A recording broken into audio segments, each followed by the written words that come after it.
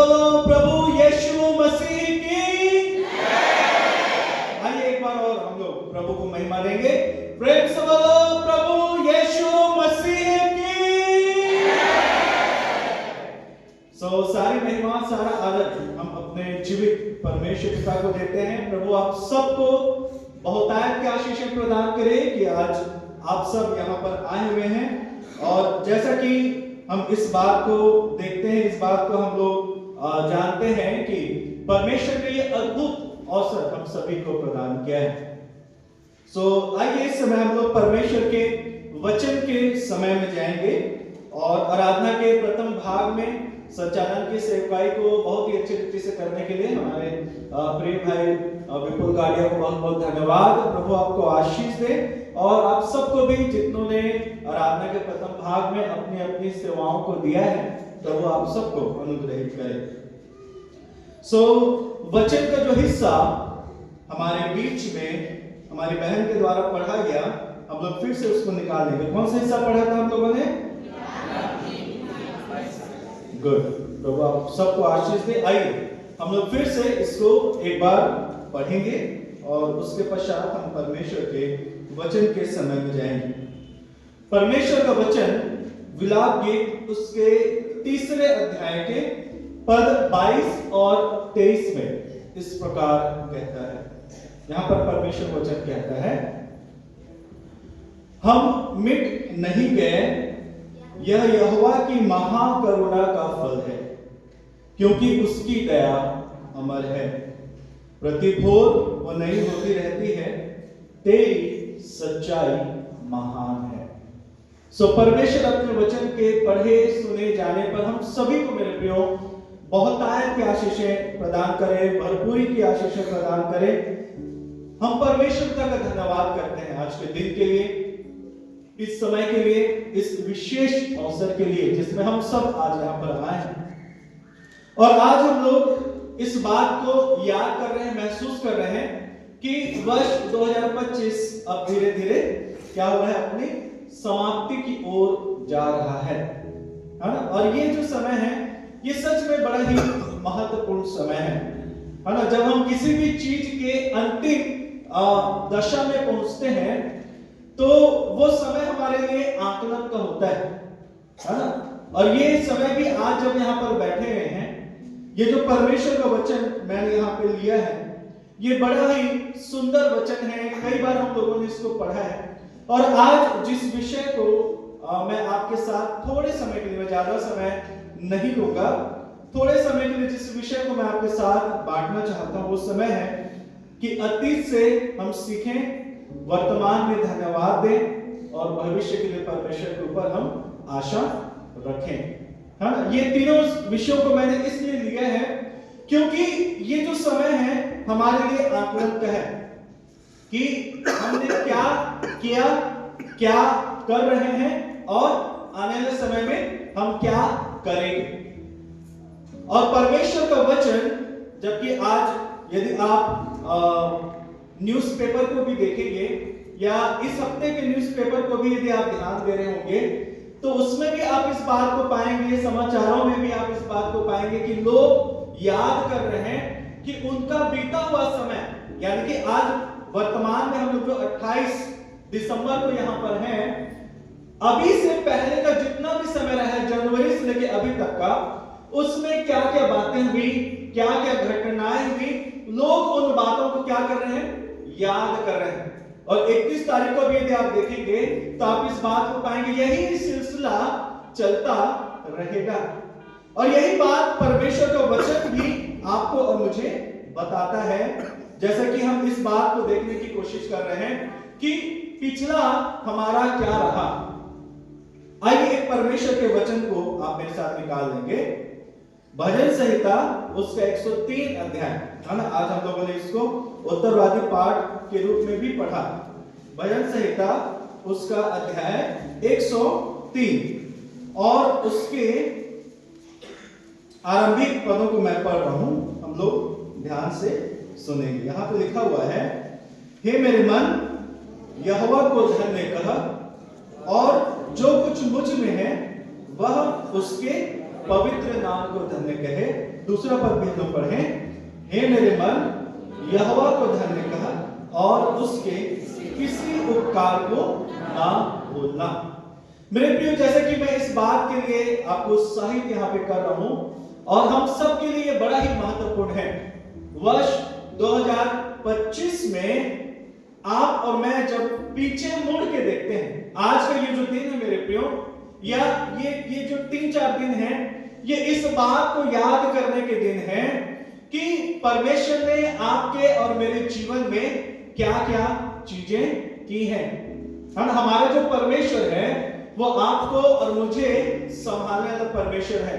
और ये जो है, इस बात को याद करके प्रभु को धन्यवाद देने का समय है कि हमारा परमेश्वर हमारे प्रति विश्वास योग्य रहा। यहाँ पर दाऊद इस बात को बोलता है कि हे मेरे मन तू क्या कर, यहोवा को धन्य का लिखा हुआ है जो कुछ मुझ में है ना। यदि आप लिखा हुआ है उसके उपकार को ना भूलना।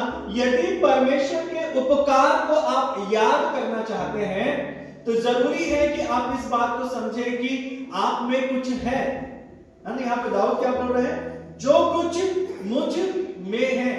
और ये मुझ में है, ये बात क्या है ना। कई बार हो सकता है कि वो आपका एक स्वभाव हो जो आपके अंदर है, लेकिन मेरे प्रियो दाऊद यहां पर जब मुझ में है की बात करता है तो वो किसी और चीज की बात नहीं कर रहा है, लेकिन विशेष रीति से इस बात को वो याद कर रहा है कि कितनी सारी बातें, कितने सारे आश्चर्य कर्म, कितनी सारी भलाइयां परमेश्वर ने दाऊद के जीवन में ऑलरेडी उस समय के पहले कर दी थी।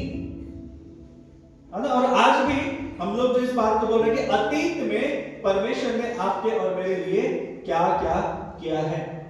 मेरे प्रियो, आभार प्रकट करना या किसी के प्रति आभारी रहना, ये एक मनुष्य का बहुत ही अच्छा और सुंदर स्वभाव माना जाता है। और आइए, जब हम वर्ष के 2025 के आखिरी रविवार में है मेरे प्रियो, आखिरी ये एक सामूहिक विशेष आराधना जो रविवार के दिन हम लोग करते हैं, इसमें जब आप आए हैं परमेश्वर के चरणों में हम लोग आए और याद करें कि परमेश्वर ने हमारे लिए कैसी कैसी भलाइयां की हैं, है ना। जब आप दुख में रहे, है ना, परमेश्वर आपके प्रति विश्वास से रहा।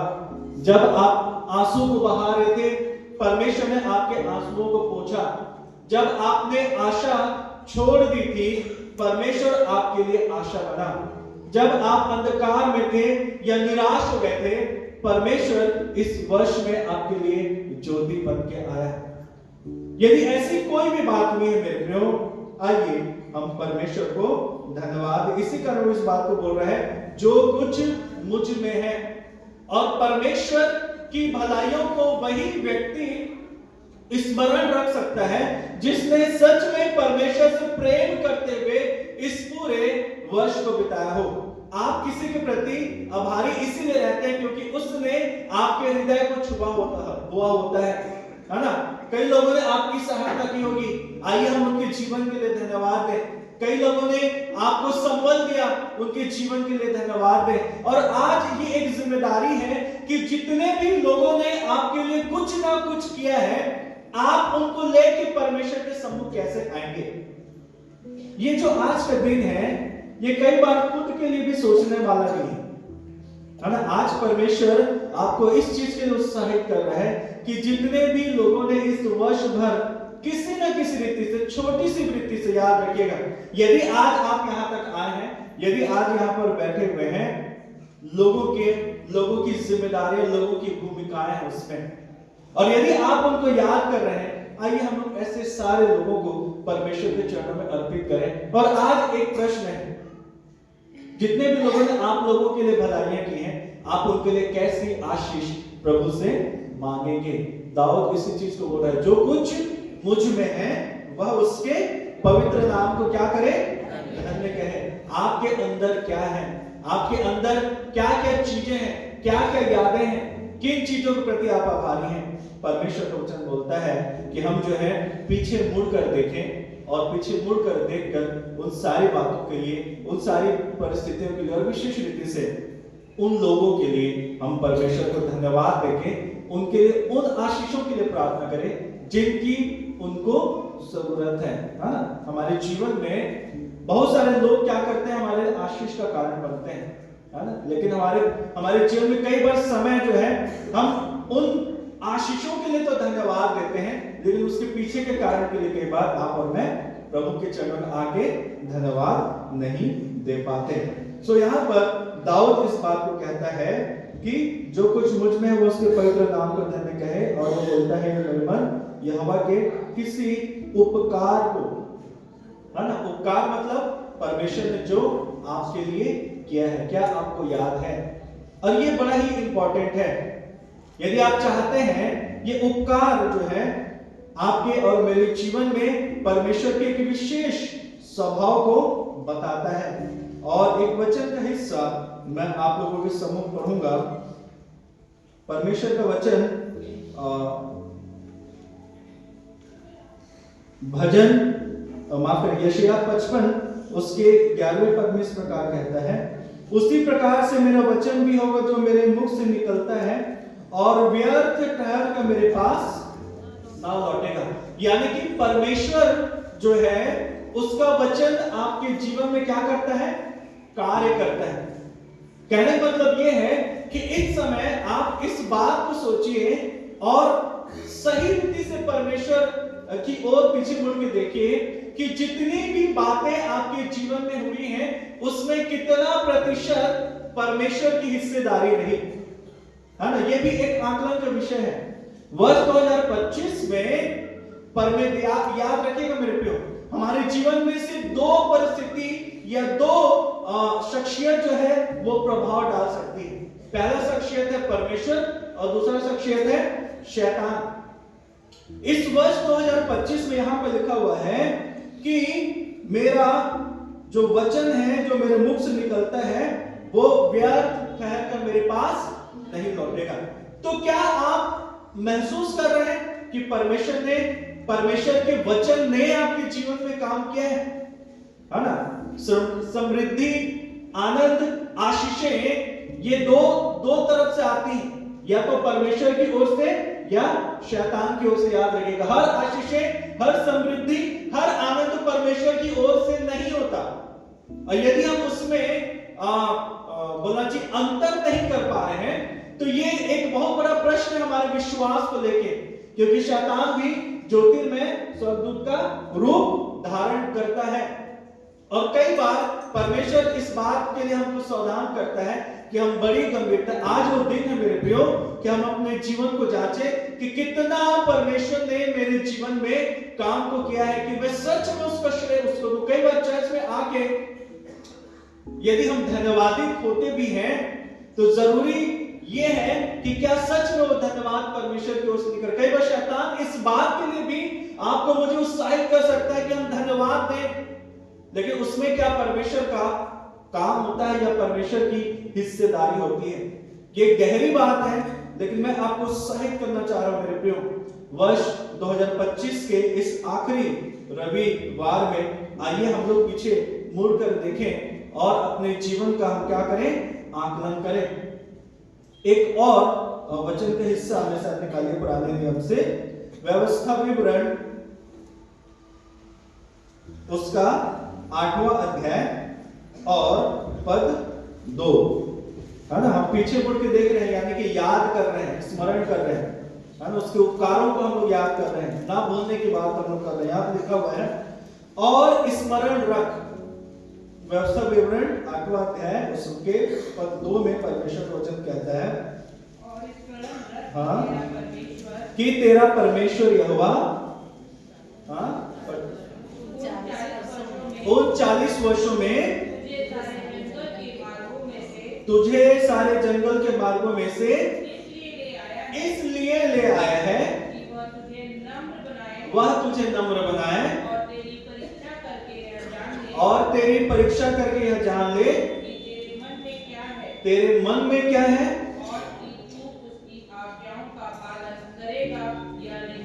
कि तू उसकी आज्ञाओं का पालन करेगा कि नहीं। ध्यान दीजिएगा, ये बड़ा ही गंभीर पद है।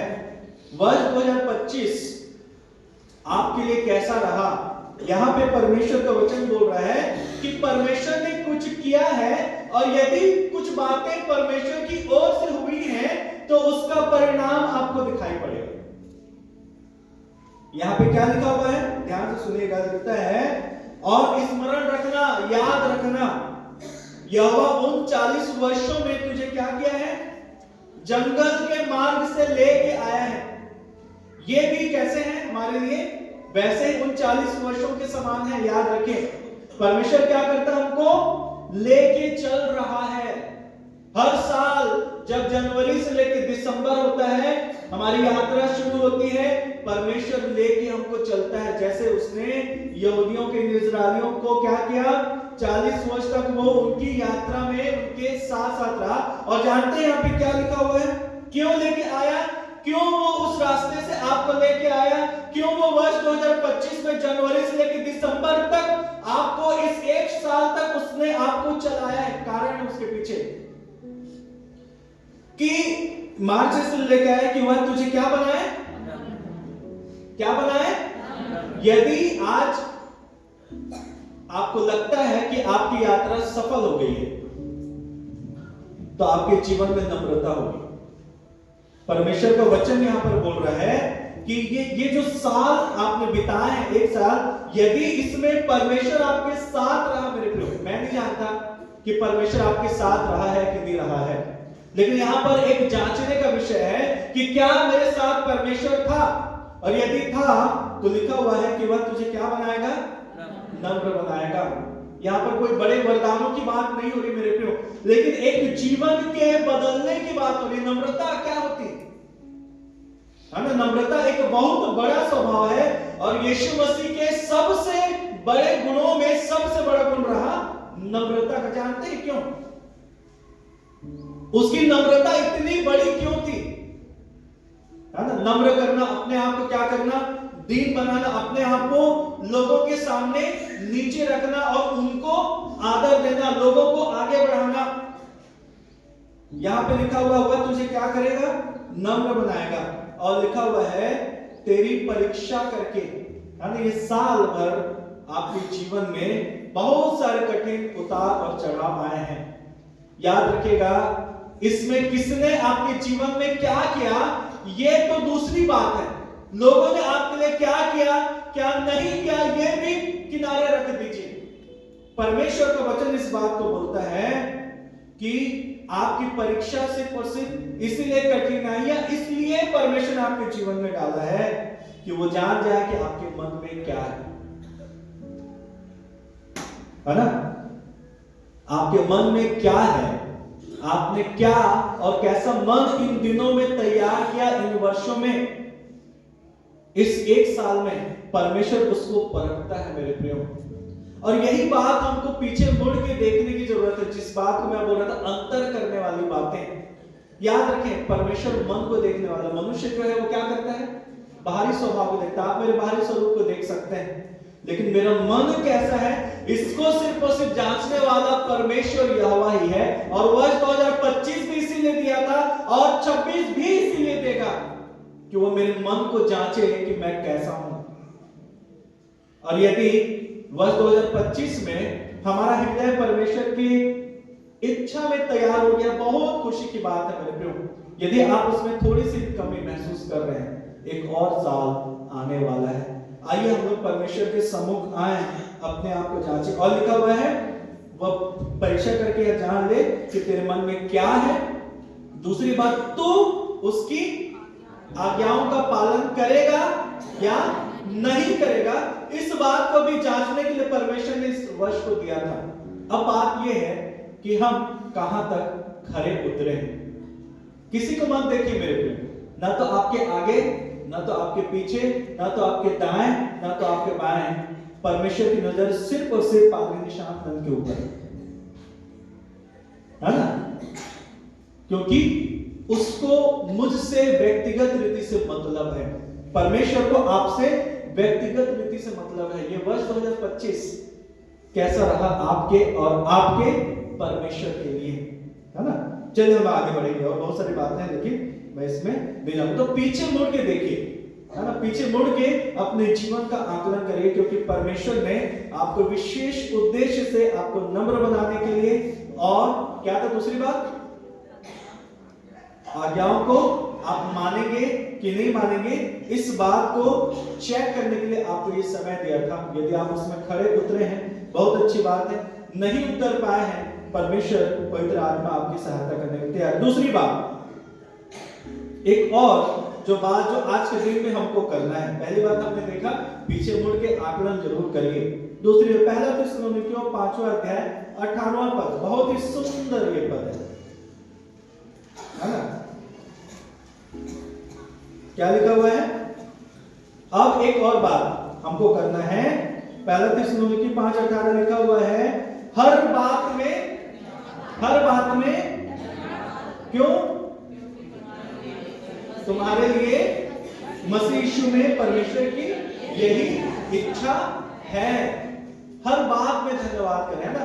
पिछले दिनों में हम लोग धन्यवाद के संदर्भ में इस बात को कर रहे थे, है ना। अच्छे समय में धन्यवाद देना आसान होता है, इस बात को भी हम लोग देख रहे थे।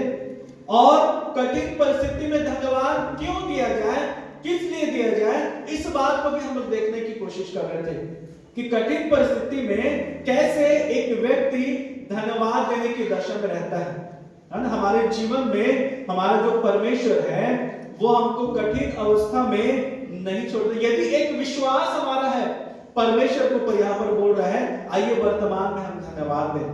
बीता साल कैसा भी रहे, बीता समय कितना भी तकलीफदायक रहे, आप बोलेंगे कि हमारे जीवन में तो तकलीफें भरी पड़ी थी, आप किस बात के लिए धन्यवाद देने के लिए बोल रहे हैं।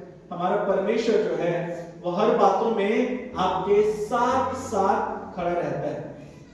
मैं हमेशा इस बात को बोलता हूं मेरे प्रियो, यदि आप मसीही होकर ये प्रार्थना कर रहे हैं कि आपके जीवन में सब कुछ अच्छा हो जाए और समस्याएं खत्म हो जाए, तो आपने अभी तक गलत प्रार्थना ही की, आपने सही प्रार्थना नहीं की। एक मसीही का जीवन, एक विश्वासी का जीवन कभी भी समस्याओं और परेशानियों से बाहर नहीं रहता।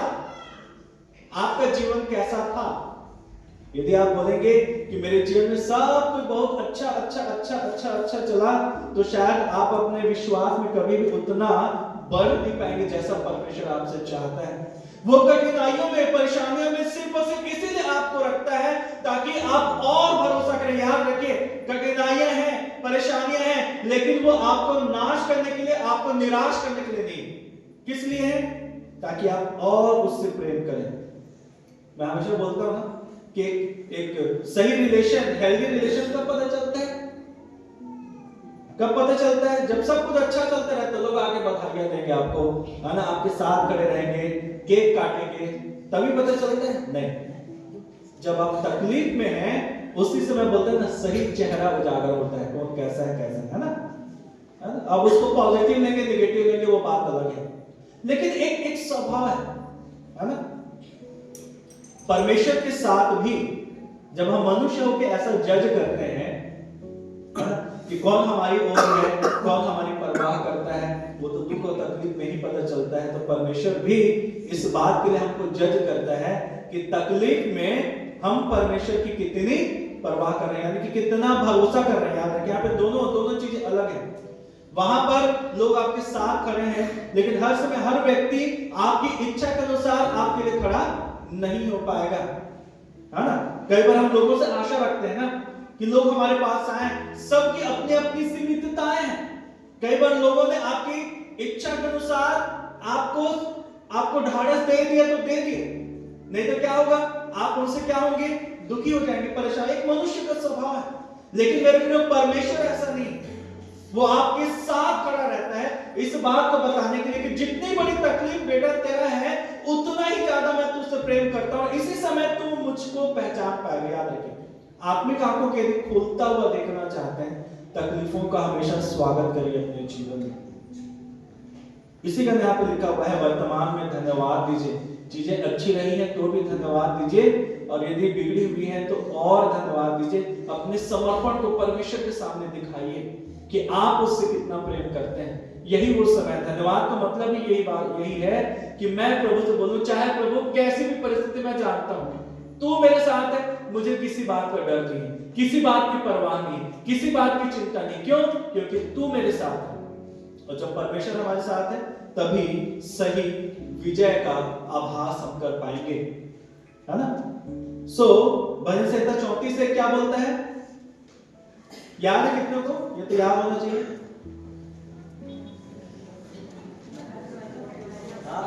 मैं हर समय यहोवा को धन्य कहा करूंगा और उसकी स्तुति निरंतर मेरे मुख से होती रहेगी, है ना। देखिए कितनी सुंदर बात। कौन बोल रहे हैं? दाऊद बोल रहे हैं। मैं हर समय यहोवा को धन्य कहा करूंगा, लिखा हुआ उसकी स्तुति निरंतर मेरे मुख से होती रहेगी। तो दूसरी बात जो हमको करना है ना, वो परमेश्वर को क्या दें? हम धन्यवाद दें। क्योंकि ये जो धन्यवाद होता है ना, ये धन्यवाद जो होना चाहिए वो परिस्थिति के ऊपर निर्भर नहीं होना चाहिए, बल्कि सच्चा धन्यवाद परिस्थिति के ऊपर निर्भर ना होके परमेश्वर के स्वभाव के ऊपर निर्भर होता है कि हम उसको कैसे देखते, जांचते और समझते हैं। दूसरी बात कि वर्तमान में हम क्या करें? परमेश्वर को लगातार धन्यवाद दें। आज के दिन में, इन दिनों में, आखिरी दिनों की बात मैं कर रहा हूं, जब हम 31 तारीख या नव वर्ष में प्रवेश करने जा रहे हैं, पीछे मुड़कर देखते रहिए, वर्तमान में परमेश्वर को धन्यवाद देते रहिए और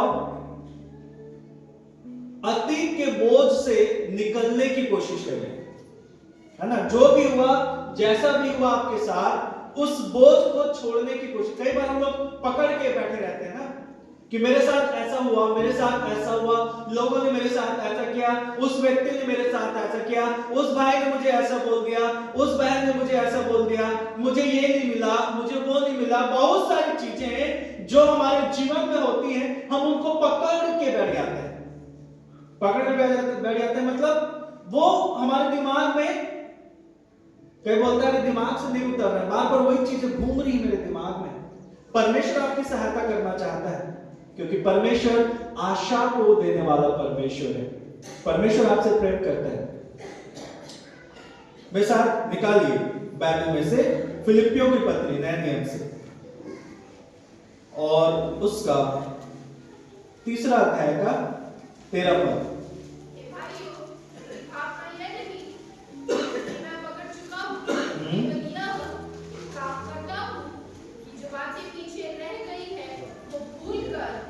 आगे की बातों की ओर बढ़ता हूं।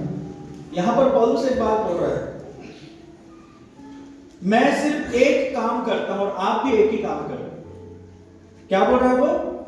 कि जो बातें पीछे रह गई हैं, जो बातें ऐसी हैं जो दिमाग से नहीं निकल रही हैं, प्रभु से प्रार्थना करिए, वो आपकी सहायता करेगा। लिखा हुआ है कि उनको क्या कर रहा हूं मैं?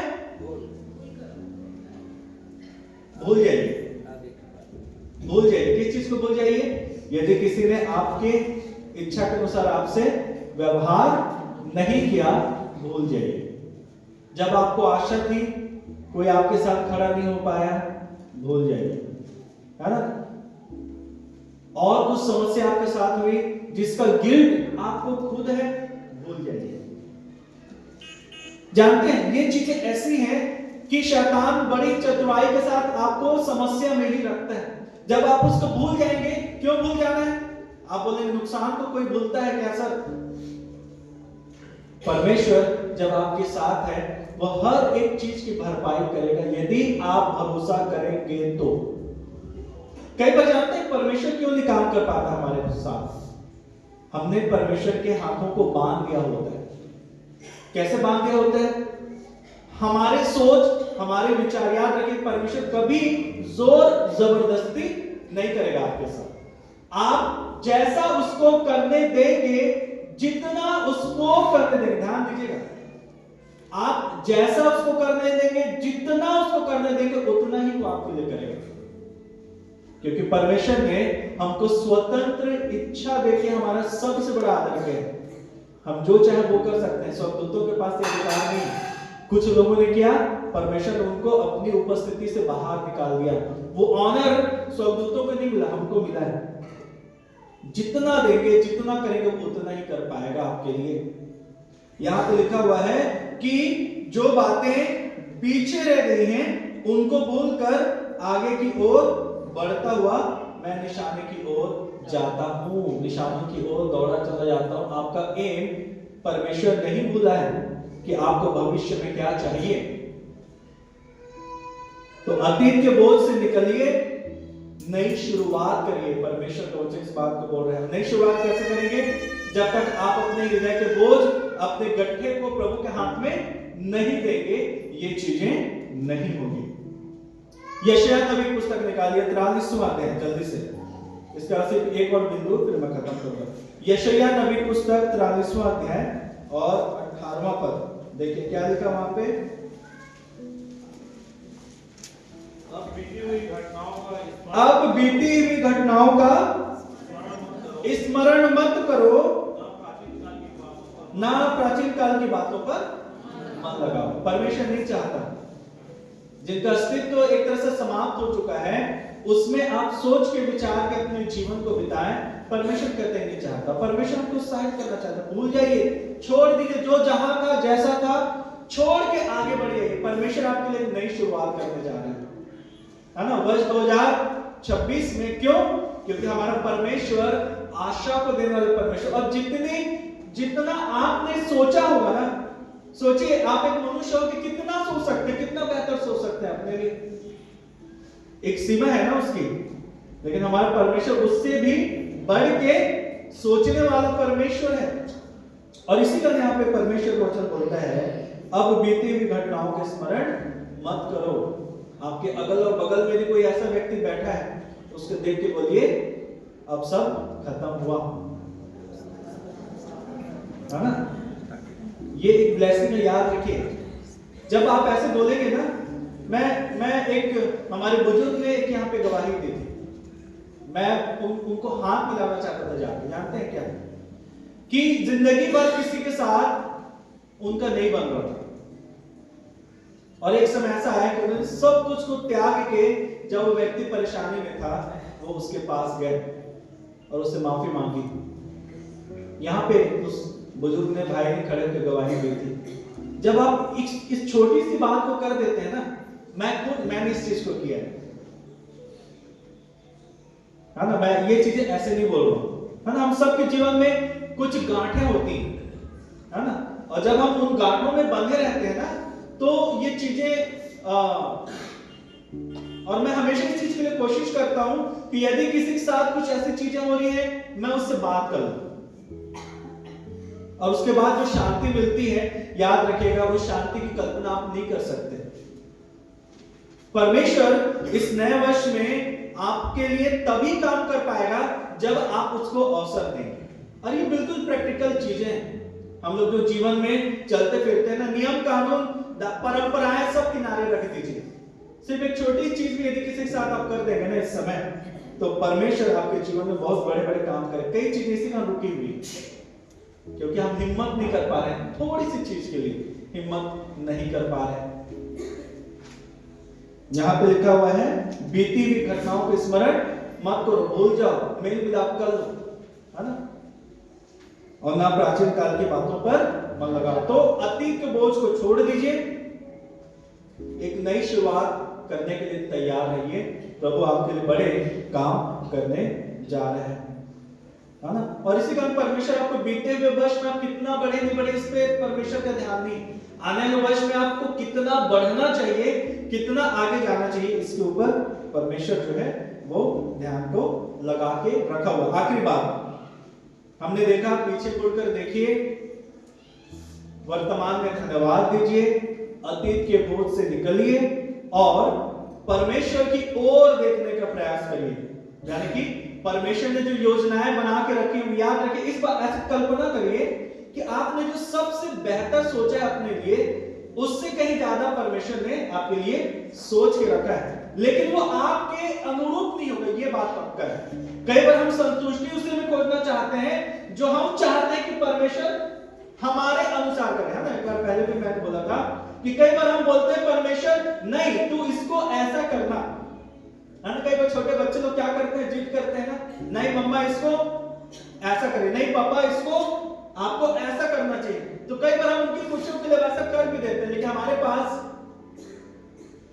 क्या सिर्फ उतना ही रहता है उसके लिए, आपका जो बच्चा यदि आपसे कुछ मांग रहा है, अपनी सीमितता में मांग रहा है, क्या आपको लगता है कि आपके पास सिर्फ उतना ही है? माता पिता को बताइए आपको कैसा रहता है? क्या आपको मालूम? के बोलो बेटा तेरे को मालूम भी नहीं कि हम तेरे लिए क्या सोच के रखे। तो सोचिए, जब एक मनुष्य हो कि हम ऐसा अपने बच्चे के लिए सोचते हैं, तो हमारा परमेश्वर हमारे लिए कितना सोचता होगा, है ना? यिर्मयाह 29:11 क्या बोलता है? बोलिए, जो कल्पनाएं मैं तुम्हारे लिए करता हूं वो हानि की नहीं लेकिन लाभ की है। तो जो जी, और अंत में तुम्हारी आशा पूरी करूंगा। प्रभु आपको आशीष दे, है ना? ये कितनी अच्छी बात परमेश्वर ने कही है कि जो कल्पनाएं मैं तुम्हारे लिए करता हूं, अंतर इसमें है कि जो कल्पनाएं तुम अपने लिए कर रहे हो और जो कल्पनाएं मैं तुम्हारे लिए कर रहा हूं। अब तुलना करिए, क्या क्या सोचा है आपने, क्या क्या सोचा था, चलिए वो तो खत्म हो गया। क्या क्या सोच रखा है आपने? 2 मिनट में मैं खत्म करता हूं। क्या क्या सोच रखा है आपने? ये बड़ा महत्वपूर्ण है मेरे प्रियो। भविष्य की ओर देखिए, क्योंकि हमारा जो परमेश्वर है वो आपके और मेरे सोच से परे काम करने वाला परमेश्वर। वो परमेश्वर है, तो परमेश्वर जैसा काम भी तो करने दीजिए। कई बार वो परमेश्वर हो के परमेश्वर जैसा काम इसलिए नहीं कर पा रहा है क्योंकि हम नहीं, याद रखिए मैं ये शब्द इस्तेमाल कर, हमने परमेश्वर के हाथों को बांध के रख दिया होता है। आप जितना उसको अधिकार देंगे उतना वो आपके लिए करेगा। यदि आज तक आप जिस दशा में हैं, यदि हैं, तो इसलिए क्योंकि आपने परमेश्वर को उतना ही करने दिया है। आगे बढ़िए उससे और देखिए कि परमेश्वर कितने बड़े बड़े काम करता है। नीति वचन 16:3 को निकाल के पढ़िए, पुराना नियम से नीति वचन 16वां अध्याय और 3 पद। यहां पर लिखा हुआ है, देखिए, अपने कामों को यहोवा पर डाल दे, इससे तेरी कल्पनाएं सिद्ध हो जाएंगी। है ना? परमेश्वर जो है आपकी कल्पनाओं को सजाएगा, वो उसको आकार देगा, वो उसको सजाएगा, संवारेगा, है ना? लेकिन परमेश्वर के ऊपर आपको भरोसा करना पड़ेगा, परमेश्वर के लिए आपको करना पड़ेगा, परमेश्वर की ओर देखना पड़ेगा, है ना? अपने कामों को यहोवा पर डाल दीजिए इस समय, जो भी आपने सोचा है। सो हमने 3 बातों को देखा, है ना? अतीत को स्मरण रखना, वर्तमान में धन्यवाद देना और भविष्य में परमेश्वर के ऊपर आशा रखना। इब्रानी 13:8 कहता है, यीशु मसीह कल, आज और युगानुयुग एक सा है। तो उसकी विश्वास योग्यता में कभी ना तो कमी थी, ना तो है, ना तो आएगी। सो परमेश्वर इस वर्ष 2026 में जो भी उसने आपके मेरे रखा, उसमें जब हम प्रवेश करने जा रहे हैं, ये थोड़े से दिन है मेरे प्रियो। ये वचन सिर्फ ऐसा नहीं कि आज मैंने बोल दिया है, ये 2-3 दिन के लिए आपके विचार करने के लिए कुछ चिंतन के विषय मैंने आपको दिए हैं कि जब आप इसमें चिंतन करेंगे, निश्चित तौर पर परमेश्वर आपकी आंखों को अद्भुत रीति से खोलने जा रहा है। आमीन। सो परमेश्वर आज के इस वचन के द्वारा हम सभी को बहुत आयत की आशीष प्रदान करें। आइए हम लोग प्रार्थना करें। प्यारे खुदावंद, एक बार फिर से बड़ी नम्रता और दीनता के साथ मेनोनाइट चर्च पूर्वा होके, आपके बच्चे होके, विश्वासी गण होके, जवान सभा होके, महिला सभा होके, संडे स्कूल होके, पंचायत होके, डिकन डिकनेसेस होके और प्रभु जी इस मंडली के स्थायी अस्थायी सदस्य होके हर एक व्यक्ति जो आज यहाँ पर है, प्रभु जी हम सब आपके चरणों के निकट आते हैं। वर्ष 2025 प्यारे प्रभु जी आपने हमारे सामने रखा था। हम धन्यवादित हैं कि प्यारे प्रभु जी आज हम इस अंतिम रविवार में हैं और प्यारे परमेश्वर पिता आपने इस पूरे वर्ष भर के सारे रविवारी आराधनाओं में प्रभु हम सब की सहायता की, हम सबको आपने संभाले रखा और हमारे जीवन के अन्य क्षेत्रों में भी आपका अनुग्रह, आपकी दया हम पे बनी रही। आज हम जीवित हैं, सुरक्षित हैं, भरे चंगे हैं और प्रभु जी यहाँ पर आए हुए हैं। ये सिर्फ और सिर्फ आपकी दया है। इसमें ना तो हमारा बल है, ना तो हमारी शक्ति है, ना तो हमारी बुद्धि है प्यारे पिता, हम इस बात के लिए आपको धन्यवाद देते हैं। प्यारे खुदावंद, आपका वचन बड़ी ही स्पष्टता के साथ हम सभी के सामने है।